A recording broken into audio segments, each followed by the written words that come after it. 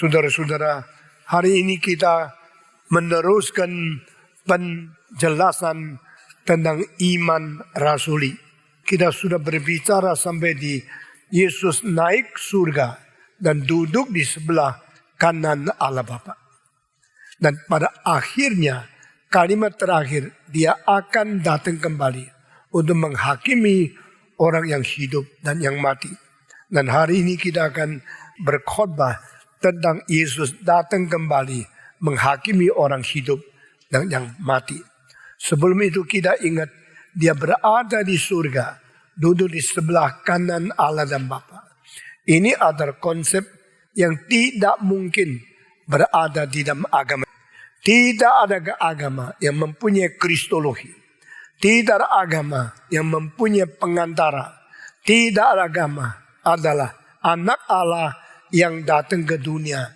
Firman jelma menjadi daging, hidup di tengah-tengah orang berdosa, penuh dengan kebenaran dan penuh dengan anugerah.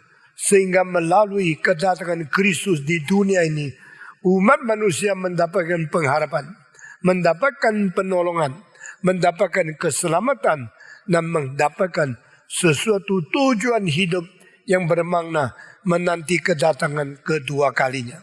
Saudara-saudara, Yesus Kristus duduk di sebelah kanan Allah Bapa. Kalimat ini muncul sebelum Yesus lahir 1000 tahun. Nah, ini merupakan satu-satunya kalimat yang dimengerti oleh satu-satunya orang di dalam perjanjian lama, yaitu Daud. Kalau kita mengatakan Daud adalah orang yang sesuai hati Tuhan. A man who is after God's heart. Yang betul-betul mengerti isi hati Tuhan. Saya lebih baik mengerti sebab Daud adalah satu-satunya orang yang paling mengerti teologi, kristologi di antara semua orang suci. Baik di dalam perjanjian lama maupun di dalam perjanjian baru. Baik di dalam zaman kuno, zaman Yesus Kristus sampai akhir zaman. Saudara-saudara, maksudnya selain Daud, tidak ada satu orang siapapun di dalam sejarah yang mengerti isi hati Tuhan Allah melampaui pengertian Daud. Dan isi hati Tuhan Allah yang paling utama adalah mengirimkan Kristus ke dalam dunia. Dan yang paling mengerti Kristus, paling mengetahui kristologi di dalam sejarah, bukan Petrus, bukan Paulus, bukan penulis Ibrani, tetapi Daud.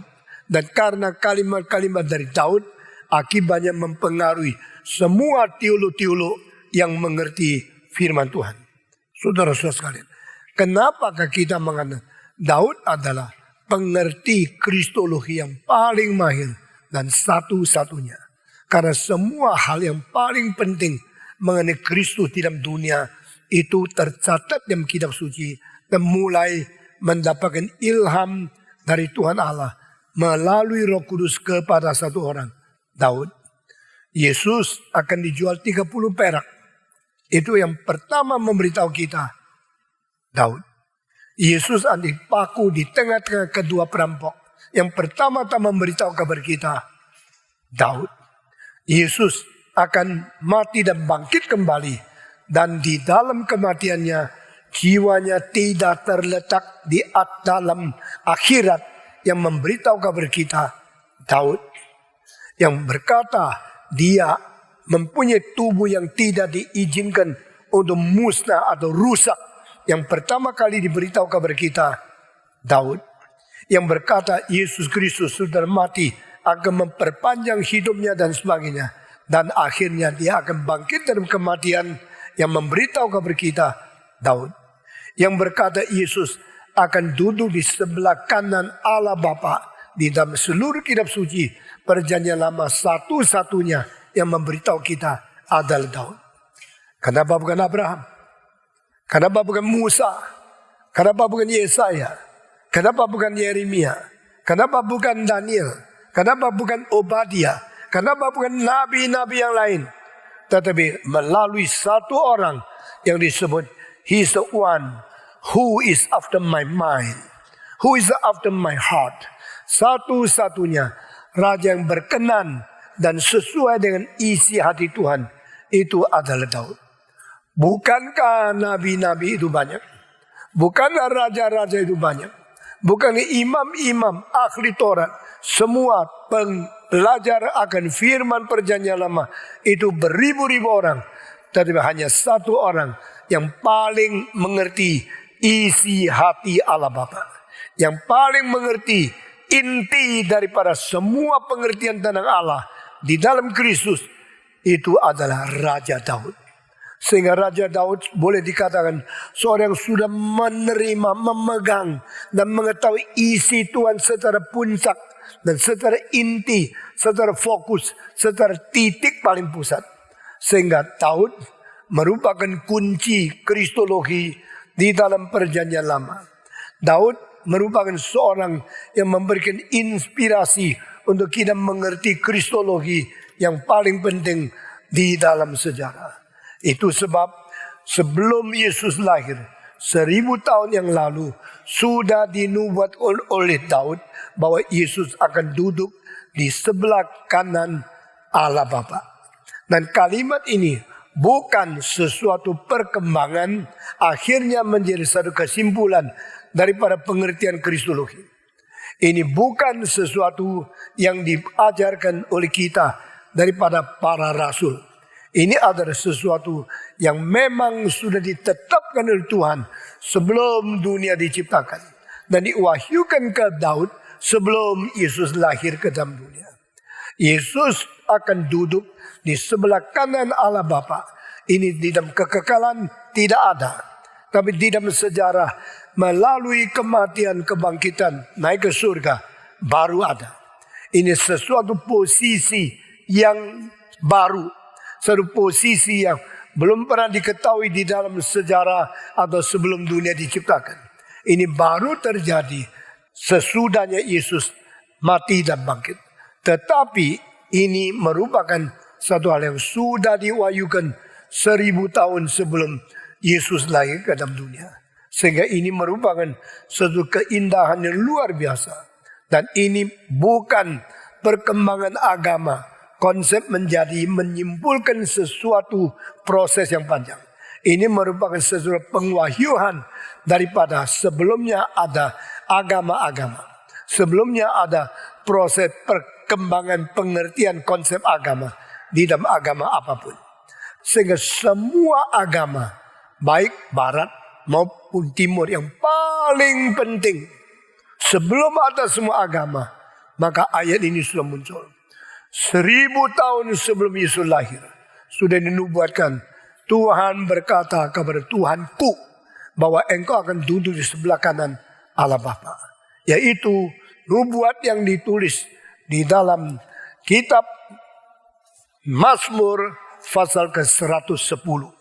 Nah, saudara-saudara, pada waktu Allah Bapa bicara kepada Tuhan yang lain, engkau bilang apa artinya? Allah Bapa bicara kepada Tuhan yang lain.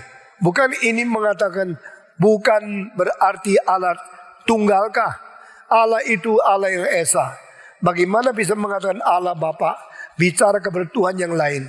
Nah, ini saya minta penjelasan yang harus dimengerti dengan sangat-sangat teliti. Saudara-saudara, Jehovah spoke to my Lord. Ini kalimat aslinya.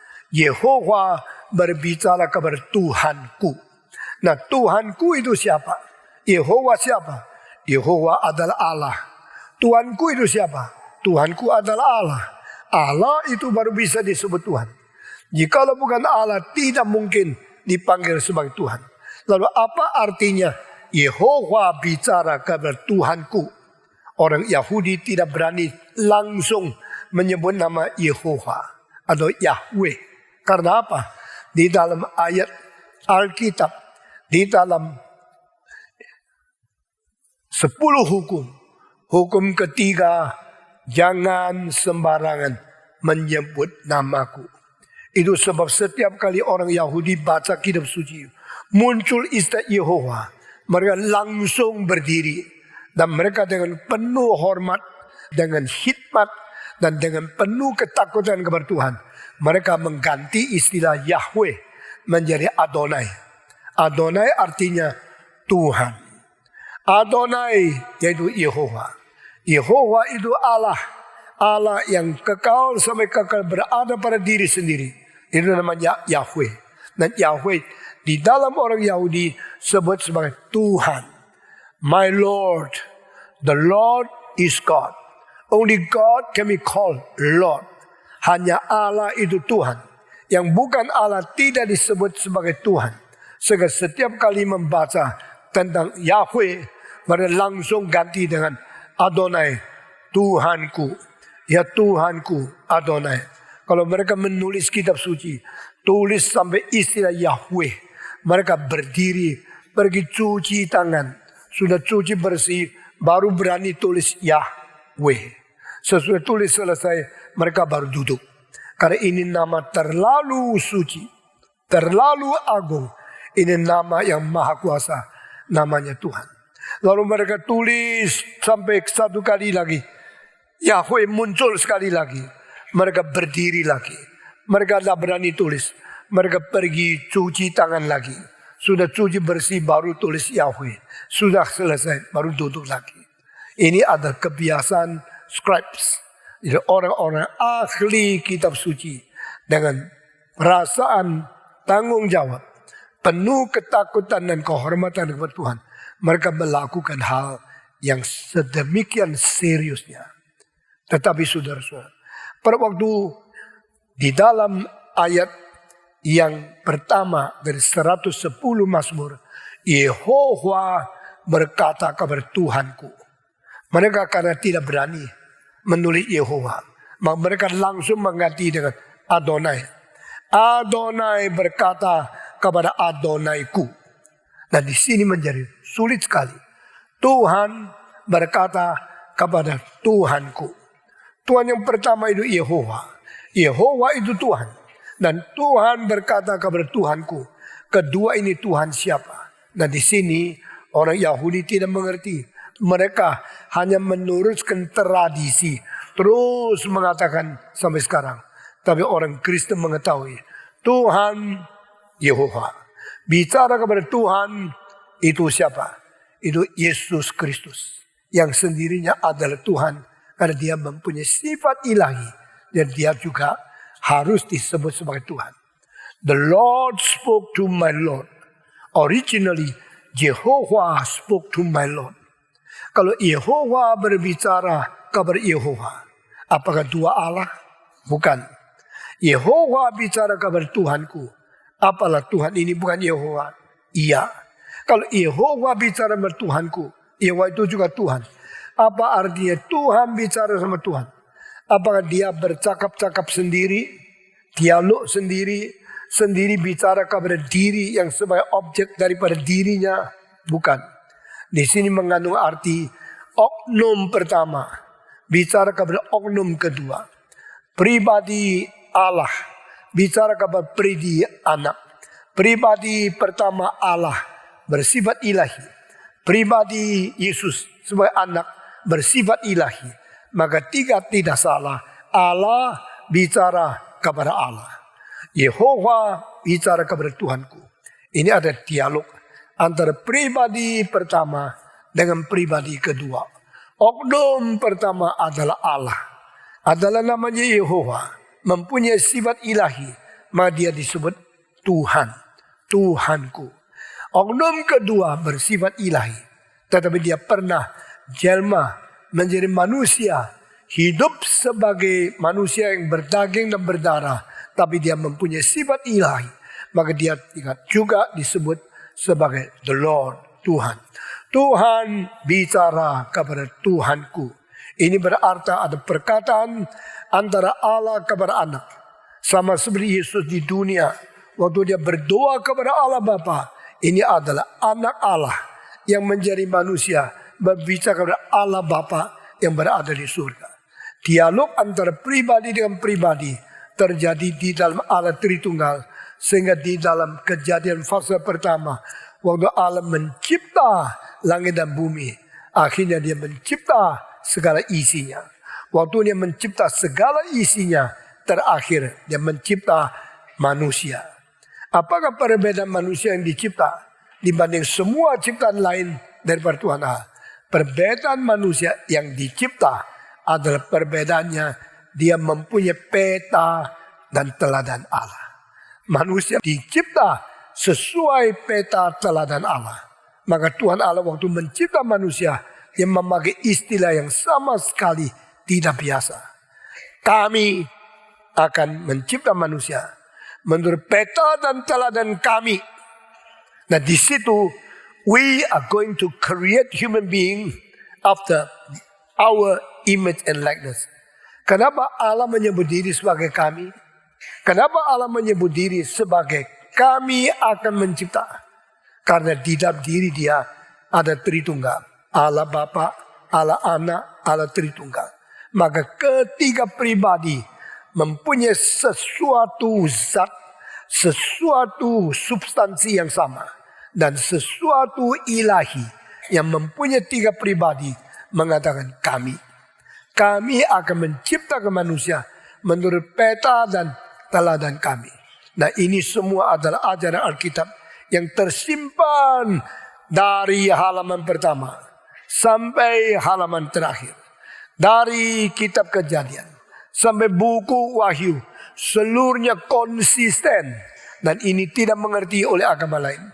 Tidak dimengerti oleh ahli Taurat kalau mereka tidak mengerti dari perjanjian lama untuk melihat dari perjanjian baru untuk memproyeksi ke dalam perjanjian lama. Mereka tidak bisa hanya mengerti ini dari perjanjian lama saja. Saudara-saudara sekalian, dengan demikian kita yang sudah mengerti keseluruhan ini tidak ada problem bagi kami. Tapi bagi orang Yahudi, how can we understand? The Lord spoke to my Lord. God speak to God. Is there two gods? No. Is there two persons with the same God? Godhead? Yes. Is there two persons, Father and Son?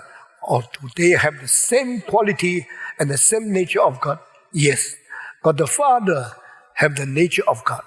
God the Son has also the nature of God. So when God speak to God, Jehovah spoke to my Lord. Apa yang dikatakan? Engkau akan duduk di sebelah kanan saya sampai selama-lamanya. Nah, setelah Yesus bangkit, baru status yang baru itu diberikan. Setelah Yesus bangkit, baru posisi ini diberikan. Sebelumnya mempunyai hak yang sama, tapi belum pernah dicatat. Di dalam seluruh kitab suci tidak pernah catat ada di sebelah kanan Allah ada pribadi yang lain. Tetapi di dalam diri Allah ada tiga pribadi. Setelah diizinkan inkarnasi, dikirim turun ke dunia. Setelah terkirim ke dunia, dia menjadi manusia berdaging dan berdarah. Akhirnya melalui adanya tubuh manusia yang mungkin disiksa, dilukai, sakit, dipecut, akhirnya berdarah dan dipaku di atas kayu salib. Sesudah itu dia dipisahkan oleh Allah yang berkata, my God, why have you forsaken me? Mengapa Allahku, engkau meninggalkan aku? Perpisahan itu menjadi satu keharusan yang mutlak supaya manusia yang sudah pisah dari Tuhan melalui perpisahan Allah kepada anaknya tidak boleh diambil kembali untuk bersatu dengan Tuhan lagi. Dengan demikian penebusan itu digenapi dan Yesus Kristus sudah selesai. Dia bangkit pula. Sudah bangkit pula. Ayat tadi itu yang dikatakan 1000 tahun lalu menjadi fakta dengan setelah Yesus naik ke surga. Pada waktu Yesus naik ke surga, maka diberikan posisi di sebelah kanannya. Apakah arti Yesus duduk di sebelah kanan Allah Bapa? Di dalam kitab suci kita melihat seluruhnya mempunyai tiga makna yang paling penting. Makna pertama, Yesus duduk di sebelah kanan Allah Bapa. Berarti persembahan korban yang dia memberikan kepada Allah sebagai korban yang mengganti seluruh umat manusia supaya boleh diselamatkan sudah diterima. The sacrifice of Jesus offering on the cross to the replacement of human being to receive the condemnation of God is accepted. Yesus mati mengganti engkau. Yesus mati mengganti saya. Yesus sudah mati dan dipaku di atas kayu salib. Menjadi satu korban persembahan mati yang terakhir. Korban persembahan mati yang menggenapi. Korban persembahan kematian yang sudah sempurna. Sudah diterima oleh Tuhan. Sesudah hari itu tidak perlu ada lagi korban. Lembu dan semua domba. Merpati dan berkutut. Semua persembahan yang harus mengalirkan darah. Tidak ada semacam binatang yang darahnya mampu membersihkan dosa manusia. Tetapi hanya darah Yesus Kristus yang Allah jelma menjadi manusia. Yang Allah sendiri bersalur dengan daging dan darah. Darahnya itu sanggup menebus, sanggup membersihkan, mengampuni dosa manusia. Kita bersyukur kepada Tuhan. Kristus mati menggenapi rencana Allah. Dan pengorbanan daripada tubuh yang paling penting ini sudah mati di atas salib. Inilah satu pengorbanan yang diterima oleh Tuhan. Maka artinya duduk di sebelah kanan itu berarti pengorbananmu sudah diterima. Sudah di-ACC-kan oleh Tuhan. I accepted, I confirm, and I receive what you already sacrifice yourself. Nah saudara-saudara, ini merupakan sesuatu berkat Tuhan. Karena Kristus mengganti kita dan diterima oleh Tuhan. Banyak orang persembahannya tidak terima. Pertama kali Allah tidak menerima persembahan adalah tidak menerima persembahan daripada Kain, kakaknya dari Habel. Karena dia kira dengan kelakuan dia dan dengan dia punya jasa, dengan dia punya karya, memberikan sesuatu yang dia ambil daripada hasil bumi yang dia sudah tanam dan dia sudah berhasil. Tuhan bilang, aku tidak menerima. Kain, jika engkau perbuatannya baik, masakan saya tidak terima. Tetapi jika engkau perbuatan tidak baik, ketahuilah dosa berada di ambang pintu, menunggu untuk menerjang, untuk akan menikam kamu. Saudara-saudara, kamu harus mentaklukkan dosa dengan membiarkan dosa yang menguasai, mengontrol kamu. Itu pertama kali persembahan manusia tidak diterima oleh Allah. Nah saudara-saudara, Allah berkali-kali berkata, aku bosan persembahanmu. Aku benci korbanmu. Aku tidak menerima pelayanan pengkorbanan persembahanmu. Karena engkau tidak taat kepada aku. Lebih penting taat dibanding daripada persembahan. Jangan kira hidupmu boleh sembarangan, lalu engkau memberi uang untuk menyuap Tuhan. Tuhan bukan pengemis. Tuhan bukan polisi yang jahat. Tuhan tidak menerima semua penyuapan dan semua penyogokan dari manusia. Maka Alkitab mengatakan taat lebih berharga daripada persembahkan sesuatu. Tuhan menuntut manusia harus mentaati perintahnya. Manusia berjalan di dalam ketaatan kepada Tuhan. Itu lebih penting dari manusia memberikan persembahan berapa banyak kepada Tuhan.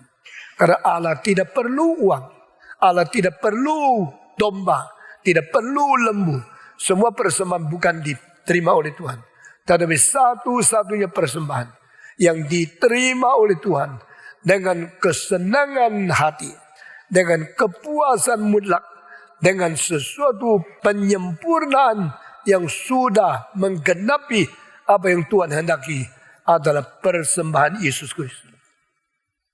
Waktu Yesus inkarnasi ke dalam dunia, dia langsung berkata kepada Allah, ya Allahku, aku datang ke dalam dunia untuk menjalankan kehendak-Mu. Ini pun sesuatu nubuat yang diberikan kepada manusia 1000 tahun sebelum Yesus lahir. Yaitu tertulis di dalam Mazmur. Waktu Daud menulis kalimat itu, dia membicarakan tentang apa yang akan terjadi 1000 tahun akan datang waktu Yesus inkarnasi. Oh my God, I come to you. I already come in order to accomplish your will. Aku datang untuk menggenapi kehendak-Mu. Aku datang untuk menjalankan rencanamu. Rencana apa? Rencana keselamatan yang sudah disiapkan oleh Allah. Yang sudah direncanakan sebelum dunia ini dicipta. Yesus berkata, I come to accomplish your will. Everything concerning my life have been written in your scripture. Segala sesuatu mengenai hidupku sudah tercantum di dalam buku kitabmu. Ini adalah proklamasi Yesus waktu datang ke dunia menjadi manusia. Sehingga tidak ada sesuatu yang terjadi di dalam hidup Yesus Kristus yang tidak diketahui. Bukan saja diketahui oleh Allah, juga dinubuatkan kepada Nabi dan ditulis dalam kitab suci. Everything concerning my life, you know, you decided, you plan, and you already written in your scripture, in the scrolls. Semua kitab gulungan daripada perjanjian lama sudah mencantum segala sesuatu yang saya akan lewati di dalam hidupku sebagai inkarnasi. Saudara-saudara, sehingga Yesus Kristus sudah datang dengan kesadaran menyerahkan diri. Karena dia menyerahkan diri sebagai korban yang diperkenan, maka dia boleh duduk di sebelah kanan. Duduk di sebelah kanan berarti sudah diterima baik. Sudah disetujui dan konfirmasi. Sudah diakui. Sudah disenangi oleh Tuhan persembahan itu. Kedua, duduk di sebelah kanan berarti Yesus sudah mengalahkan musuh. Duduklah di sebelah kanan. Kalimat ini kalau keluar dari seorang raja besar untuk menyambut jenderalnya yang sesudah perang dan sudah menang pulang. Kasih kursi di sebelah kanan berarti mengaku kemenangannya. My son, come sit beside my right hand. Because this seat is to prove you already have your conquer and victorious record in your war.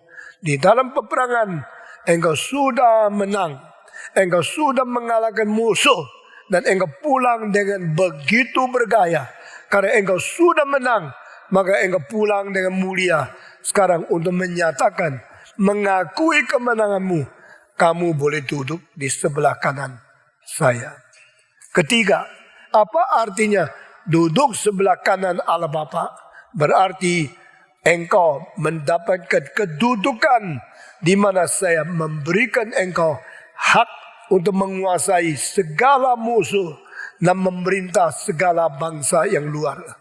You are now given the right, can control, can govern, and you can be the leader of all the nations. Alkitab mengatakan Tuhan memberikan dia tongkat besi untuk menghancurkan negara-negara, untuk menjadi pemimpin seluruh alam semesta. Karena dia adalah raja yang diberikan mandat untuk berkuasa. Ini tiga hal. What is the meaning of the right hand? Means delighted, means overcome, means given power. Di sebelah kanan Allah Bapa ada tempat duduk untuk Yesus Kristus. Ini berarti Yesus sudah diterima baik persembahannya. Ini berarti Yesus sudah diakui kemenangannya. Ini berarti Yesus sudah dimandatkan untuk menguasai seluruh dunia. Nah saudara-saudara, sudah diterima lewat. Sudah diakui kemenangan sekarang. Sudah diberikan mandat menguasai seluruh dunia akan datang. Dan ini semua ajaran Alkitab begitu teliti. Before Christ already make his offering to be delighted by God. Now Christ have been confirmed, recognized as the winner, the conqueror, as the victorious king. And Christ already done this. He will be given power for the future time to be the ruler of all the nations. Nah ini tiga hal yang sudah, yang sedang akan datang. Diakui di dalam kitab suci. Itu namanya duduk di sebelah kanan Allah. Duduk di sebelah kanan Allah Bapa. Tidak berarti dia sekarang sudah menguasai. Dia akan menguasai seluruh dunia. Kapan? waktu dia datang kembali. Sekarang Yesus belum datang kembali, dunia masih merajalela sendiri. Dunia masih melawan Tuhan, masih sombong, masih menjadi diktator-diktator yang tidak mau mengaku bahwa mereka di bawah Kristus. Sekarang banyak diktator masih ada di dunia. Nah saudara-saudara, dunia ada raja-raja semacam demikian. Mereka ada raja yang tidak punya Tuhan, tidak takut Tuhan, tidak mengakui kuasa Tuhan. Mengapa Tuhan biarkan? Waktu belum sampai. Waktu Yesus Kristus datang kembali, dia akan memerintah semua diktator, semua raja di dunia. Dan saat Yesus datang kembali, no one can against him. No one can overcome him. No one can rule over him. No one can victorious and conquer over him. Tidak ada satu orang akan mengalahkan Kristus. Tidak ada satu orang akan menguasai Kristus. Tidak ada orang akan lebih berkuasa dari Yesus waktu dia datang kembali. Itu sebab saudara-saudara, Yesus bukan saja duduk di sebelah kanan Allah Bapa. Alkitab dan juga di dalam kesimpulan kristologi, di dalam pengakuan iman rasuli. Kalimat terakhir dari kristologi adalah, dari sana ia akan datang lagi. Semua ikut? Menghakimi orang hidup dan orang mati. Semua ikut? Sekarang saya minta ditayangkan iman rasuli. Kita membaca sampai kalimat terakhir dari kristologi. Saya minta ditayangkan di atas layar kisah daripada seluruh iman rasuli. Aku percaya kepada Allah, Bapa yang Maha Kuasa, Khalik langit dan bumi. Stop. Ini adalah doktrin Allah. Kedua, doktrin kristologi. Mari kita membaca bersama-sama. Dan kepada Yesus Kristus, anaknya yang tunggal, Tuhan kita, dan yang dikandung dari Roh Kudus, lahir dari anak darah Maria, yang menderita sengsara di bawah pemerintahan Pontius Pilatus, disalibkan, mati dan dikuburkan, turun ke dalam kerajaan maut.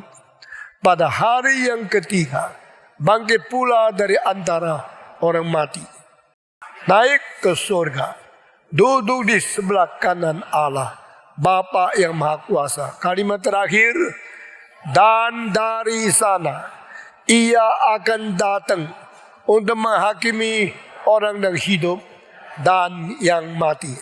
Nah, ini kalimat terakhir adalah kalimat yang unik sekali. Karena ini bukan saja kesimpulan pengertian kristologi dan dikaitkan dengan eskatologi. What is the relation between Christ and the final days? Apa hubungan mengerti Kristus dan mengerti akan hari kiamat di sini? Dari sini kita melihat, dari sana ia akan datang lagi untuk menghakimi orang yang hidup yang mati. Stop. Setelah kalimat ini selesai, kristologi dan kepercayaan tentang Kristus sudah lengkap. Jika engkau mengenal Yesus mati, engkau mati di atas kayu salib, mengalirkan darah, mati dan bangkit. Dan sampai di situ saja, kristologimu tidak lengkap. Kalau engkau mengerti Yesus bangkit naik ke surga, selesai. Engkau punya kristologi juga tidak lengkap. Engkau mengerti Yesus dari surga turun jelma menjadi manusia, melalui Roh Kudus memberikan kepada Maria kuasa untuk mengandung, lalu lahir daripada seorang yang dikuduskan oleh Tuhan, Maria, lalu dia menjadi manusia, hidup di dunia. Itu namanya inkarnasi. Ini titik permulaan kristologi di atas bumi. Lalu dia 33 tahun hidup dan akhirnya mati di bawah pemerintahan Pontius Pilatus. Lalu dia setelah mati, dia masuk ke dalam neraka. Tapi dia tidak dibuang dan tidak diizinkan berhenti di situ. Dan dia juga tidak diizinkan tubuhnya mengalami kerusakan. Lalu dia bangkit kembali. Setelah bangkit kembali, dinaikkan ke surga. duduk di sebelah kanan Allah Bapa yang baru kita bicara. Sesudah ini tetap belum sempurna. Dan Alkitab dan juga kitab daripada iman rasuli mengatakan dari sana dia akan kembali menghakimi orang yang hidup yang mati. Sampai kalimat terakhir, baru kristologi itu lengkap. Banyak orang mengenal Yesus sebagai Santa Claus. Banyak orang mengenal Yesus sebagai tabib besar. Mereka tidak mengerti Yesus juga ada hakim terbesar yang terakhir kali datang menyelesaikan seluruh dosa dunia. Dan demikian kristologi dari before foundation of the world sampai the end of the world dan sampai kekal. Mengenal Kristus dari kekal sampai kekal, barulah kristologinya beres. Hanya mengenal Yesus yang lahir dan mati, itu mengenal seorang manusia yang pernah berada dalam sejarah, tapi tidak mengenal kristologi yang kekal. Mengenal Kristus sebelum dunia diciptakan, dia sudah ada. Mengenal Kristus sesudah dunia diselesaikan, dia masih menguasai. Kristus, ada Kristus yang dari kekal sampai kekal. Dan untuk sejarah, mulai dari lahir sampai hari kiamat. Bukan sampai dia mati dan bangkit. Dia mati dan bangkit cuma 33 tahun itu. Tetapi sampai hari kiamat berarti dia penguasa sejarah. Nah saudara-saudara, kenapakah kitab Alkitab dan khususnya di dalam itu kepercayaan iman rasuli mengakhiri kristologi daripada dia akan datang dan dia akan menghakimi orang baik dan orang jahat, orang mati dan orang hidup, karena dia mempunyai kuasa yang termutlak, terbesar dan terkekal. Nah sekarang saya minta kita memperhatikan apakah di dalam kalimat terakhir ini dia akan datang dari sana kembali untuk menghakimi yang hidup dan yang mati.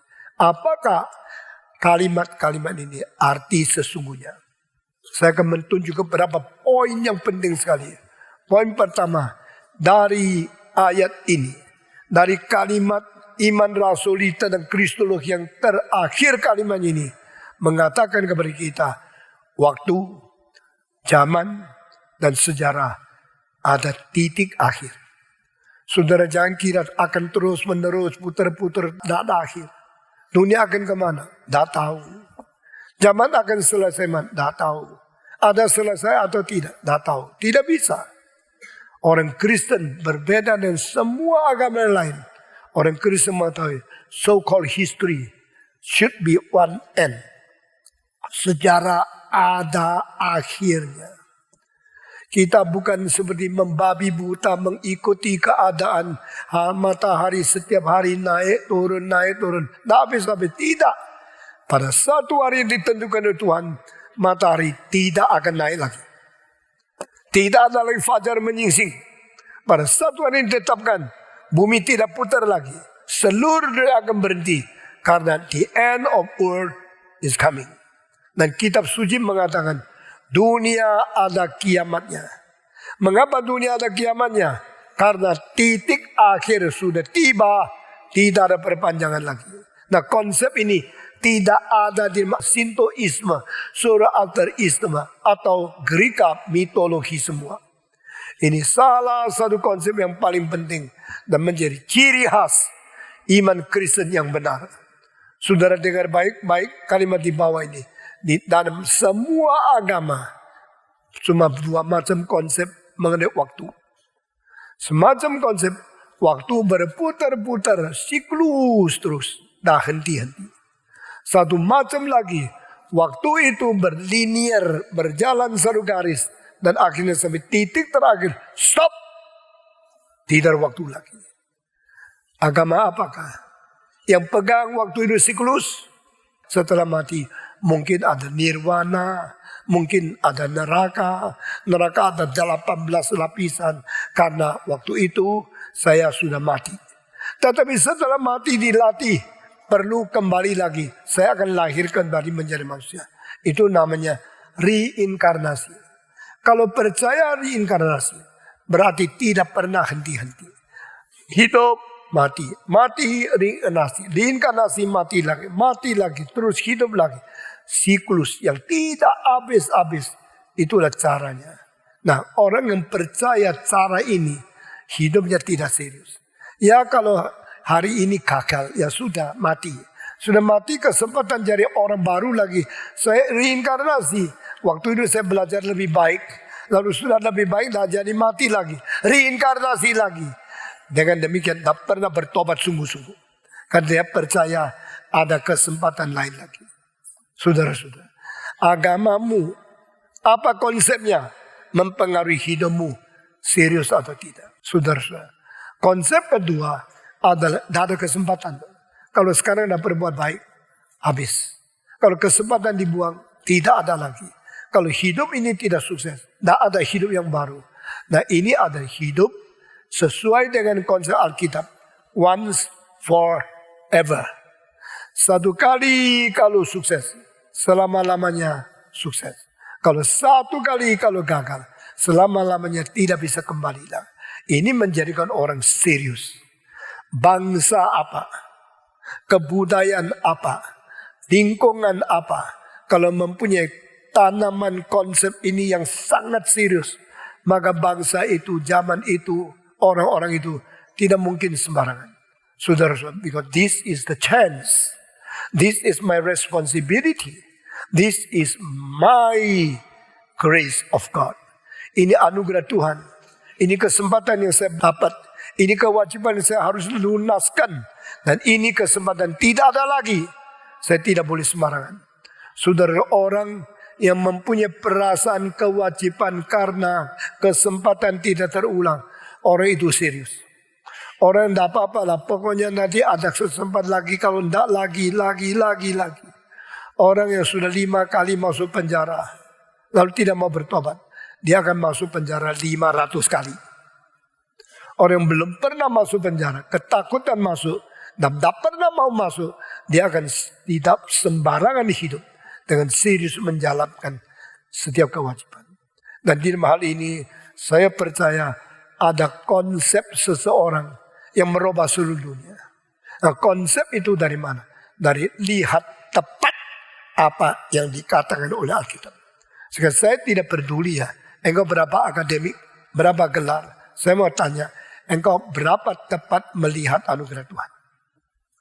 To know and to see accurately what had been given and revealed by God is more important than you know so many things and so many deep, but never look it right or look it very accurately. Accuration, ketepatan mengerti sesuatu lebih penting daripada kebanyakan pengetahuan yang menganggap dirimu itu sombong. Dan di dalam sejarah hanya satu orang yang mengerti waktu itu linear. Saya sangat kaget.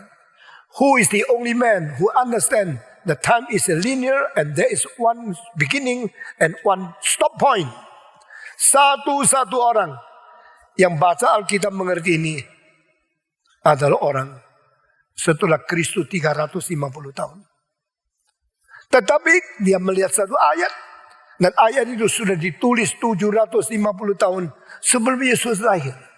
Berarti setelah satu ayat itu ditulis, tunggu 1100 tahun baru ada satu orang di dunia ngerti. Orang itu penting tidak? Orang itu penting tidak? Jawab. Orang itu jarang tidak?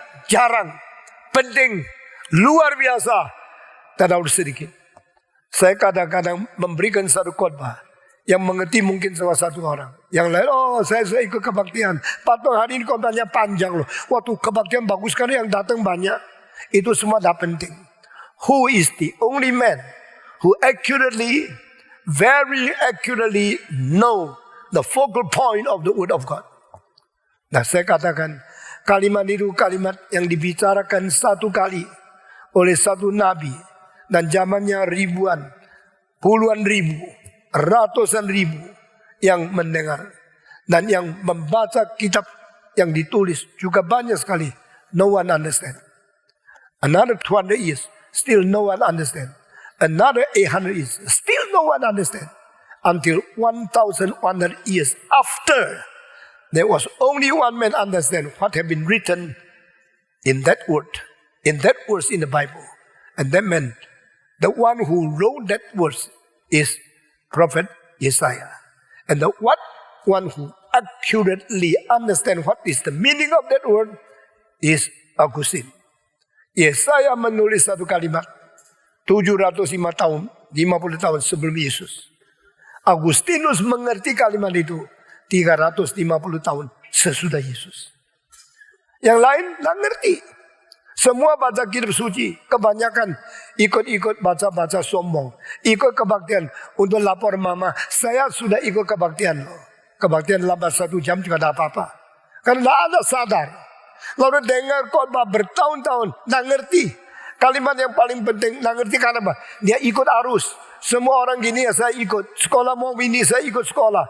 Tapi tidak ada yang ngerti betul-betul sampai 1100 tahun. Kalimat apa? Kalimat mengenai waktu itu bukan siklus. Waktu itu linear. The time is not cyclus. The time is linear with one starting point and with one ending point. That is the linear type of the process of time.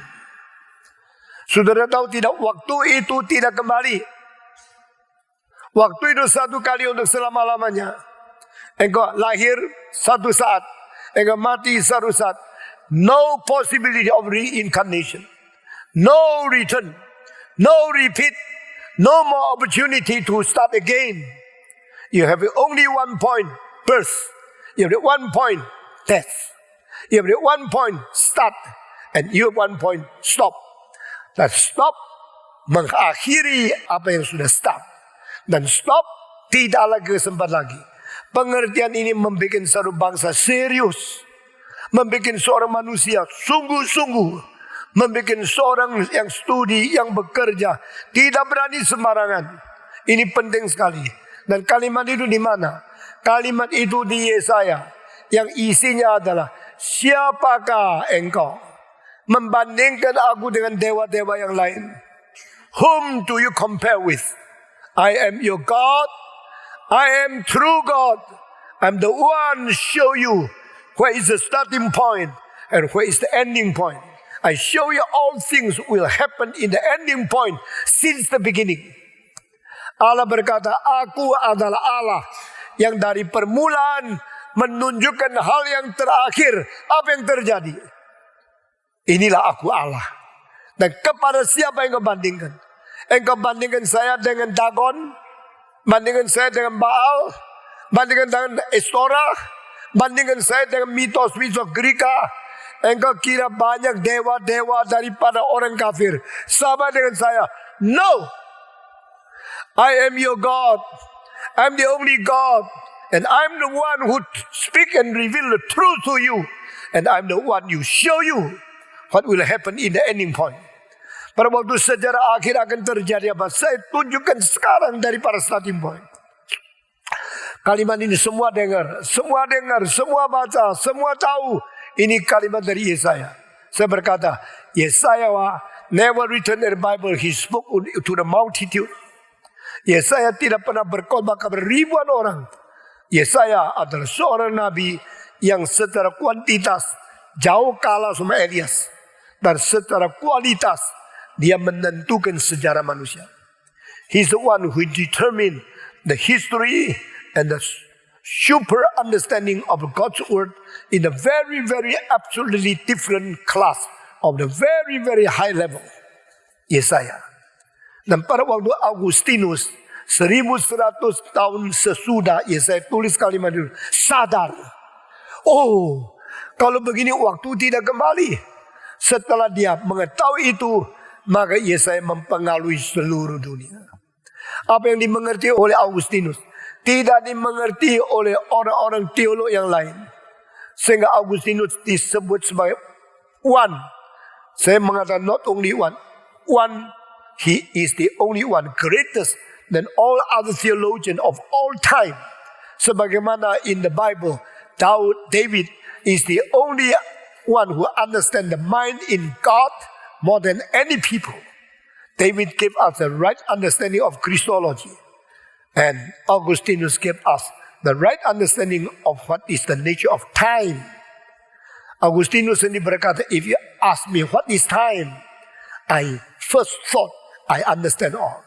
But if you truly ask again what is time, I confess I never understand. Apa itu waktu? Sebelum engkau tanya dengan serius, saya kira saya sudah tahu. Tapi kalau engkau serius tanya apakah itu waktu, saya makin mikir, makinlah mengerti. Jadi saya berkata, saya mengerti apa itu waktu. Tapi dia yang mengatakan diri tidak mengerti waktu adalah orang yang paling mengerti waktu. The one who confessed he didn't know what is time is one who is more than any other people in understanding what is time in the history. Augustinus menemukan linear nature of time. And time started from God's creation. And time will end after God's condemnation and after God's consummation. Allah memulai melalui ciptaan, baru ada waktu. Allah mengakhiri karena dunia kiamat, berhentilah waktu. Nah ini satu garis yang tidak pernah putar-putar, tidak pernah resiklus, tidak pernah reinkarnasi. Inilah satu waktu yang begitu serius bagi manusia. Dan di sini iman rasuli berdasarkan konsep Alkitab. Iman rasuli mengandung pengertian yang diterima oleh Augustinus sebelum Augustinus memberikan pengertian akan waktu. Saudara iman rasuli, saudara-saudara, ini semua sangat menakutkan. Kalau saya bicara dengan firman Tuhan, menguraikan berkhotbah, makin khotbah saya makin takut. Saya sudah berkhotbah 60 tahun setengah. Di dalam 60 tahun lebih 8 bulan. Saya pertama kali khotbah bulan Maret tahun 57. Sekarang ada 2018 sudah bulan berapa? Sudah bulan 2. Jadi sudah 60 tahun lebih, kira-kira 10 bulan saya sudah berkhotbah. Saya makin takut. The more I preach, the more I tremble.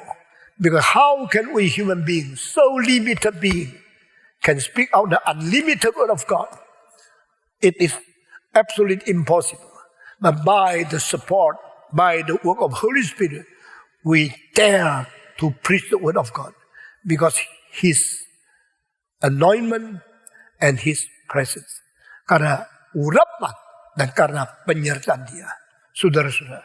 So the first, what is the meaning of He will come back again to condemn all the living and all the dead? In this final sentence of Christology, in the Apostles' Creed, first point, time will end. And there is only one line of process of history. Kedua, Dia akan datang sana kembali menghakimi orang hidup dan mati, berarti every man should be accounted. Semua orang harus bertanggung jawab dengan apa yang dia lakukan, baik atau jahat, waktu dia hidup. Perkataannya, kelakuannya, ketetapannya, pikirannya, semua harus bertanggung jawab. Saudara-saudara, karena Dia akan datang kembali menghakimi dan hidup dan mati. Kali ini berkata, engkau tidak bisa sembarangan. How can you work casually? How can you speak without responsibility? How can you promise without fulfill it? How can you do everything without being accounted before God?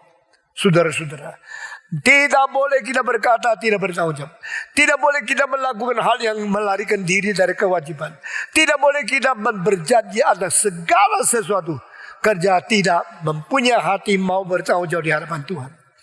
Saudara-saudara, karena Dia akan datang kembali menghakimi yang hidup, yang mati. Tidak ada yang lolos. Setiap orang yang pernah hidup di dunia harus menanti hari itu. That is the ending point of time or the ending point of your life. And when you meet God, when He come again, Christ will come to condemn, not to forgive anymore. Yesus pernah datang pertama kali untuk mengampuni. Tapi kedua kali Dia datang bukan mengampuni, Dia akan menghakimi. Tidak ada orang bisa lari, tidak ada orang bisa suap, tidak ada orang bisa memberikan kepada Yesus Uang suapan untuk melarikan diri dari kewajiban. No, absolutely no. Dia akan datang menghakimi hidup yang mati. Mari kita dengan gentar dan dengan penuh perasaan tanggung jawab dan takut kepada Tuhan memperbaiki hidup kita sampai dia bertemu dengan kita. Saudara-saudara, hari ini saya bicara 2 poin ini. Poin yang ketiga, pada akhirnya keadilan Tuhan akan dinyatakan. The first point, time come to an end. The ending point, no repeat again time.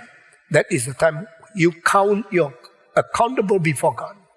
Second, the final point come. Jesus will come to condemn. You should be responsible of everything you say, you do, you think, and you hope. Third, when Jesus comes, it means finally in the history, there is the supreme righteousness of God and the just God by His justice to do everything more than what we think and what we pray, what we say. Ada penghakiman Tuhan yang terakhir tertinggi yang melebihi apa yang kita pikir, kita bayangkan atau kita minta sehingga keadilan mutlak akan dilaksanakan. Sekarang di dunia banyak pengadilan yang tidak adil. Saya dah tahu ya, ada apa orang yang tidak salah dimasukkan penjara. Ada orang yang tidak bunuh, dianggap bunuh lalu 20 tahun dia harus duduk di situ. Ada orang yang begitu baik harus masuk penjara. We don't understand why so much injustice things practiced in the human law and human organization. But we believe one day everything will make clear. Semua akan dibereskan. Yang tidak adil akan dihukum. Yang tidak beres, yang tidak benar, yang tidak seharusnya dipenjara akan dilepaskan. Karena apa? In the final day, there's a final judgment. In final judgment, no bribery, no compromise, nothing error, nothing will be done wrong by our Lord Jesus Christ. He is the final judge. Supreme judge. He is the one who never do everything error. Tuhan akan menghakimi dan menjalankan segala sesuatu. Hari ini sampai di sini. Kalau perlu saya teruskan lagi poin-poin yang lain. Tapi saudara-saudara, dia akan dari sana kembali untuk menghakimi orang hidup dan yang mati. Mari kita ulangi kalimat ini. Dari sana ia akan datang kembali untuk menghakimi yang hidup dan yang mati. Sudahkah engkau bersedia? Apakah hidupmu bisa bertanggung jawab waktu Yesus datang kembali? Mari kita berdoa. Bapa di dalam surga, kami berterima kasih karena engkau adalah Tuhan yang suci, Tuhan yang adil, Tuhan yang maha tinggi, Tuhan yang tidak mungkin bersalah. Kami mengetahui dunia ini akan lewat. Waktu akan berhenti. Kesempatan untuk hidup di dunia juga akan berhenti. Sehingga apa yang kami lakukan, kami menuju kepada satu titik terakhir. Yesus Kristus datang kembali. Kami berdoa kiranya Tuhan berkati kami. Dan jadikan kami manusia yang bertanggung jawab. Jadikan manusia yang sungguh-sungguh mencintai Engkau dan hidup di hadapan Tuhan. Menunggu sampai akhir. Titik yang terakhir. Titik bagi orang Kristen penyempurnaan. Titik bagi orang melawan Tuhan. Titik penghakiman. Berilah perasaan takut kepada kami. Sampai selama-lamanya. Dalam nama Yesus Kristus. Penebus dan Juru Selamat kami yang hidup. Kami berdoa. Amin.